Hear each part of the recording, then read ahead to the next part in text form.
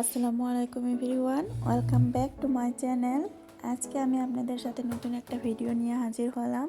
আজকে আমি আপনাদের সাথে আমার বেডরুমের একটা টেবিলের রিভিউ করব।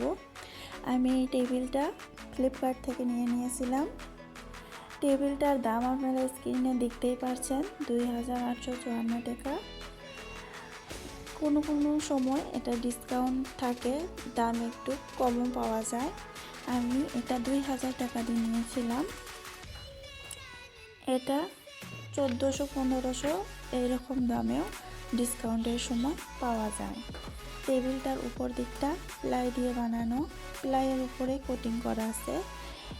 এই কোটিংটা করার কারণে যে কোনো দাগ টেবিলের উপর বসলে সহজেই ক্লিন করা যায়, একদম সহজেই এটাকে ক্লিন করা যায়। আর টেবিলটা লাইট ওয়েট হওয়ার কারণে এটাকে যে কোনো জায়গায় খুব সহজেই নিয়ে যাওয়া যায়। এই টেবিলটার নিচের দিকটা মেটেল দিয়ে বানানো।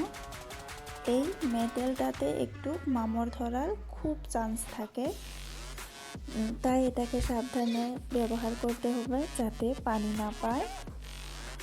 এই টেবিলটার শুধু একটাই খারাপ গুণ, এই নিচের দিকটাতে মামড় ধরে, আর কোনো খারাপ গুণ নাই। আমার হিসেবে টেবিলটা নেওয়া ভালো। টেবিলটার সবটা দিকে আমার খুব ভালো লাগছে, শুধু ওই মামড় ধরাটা বাদে।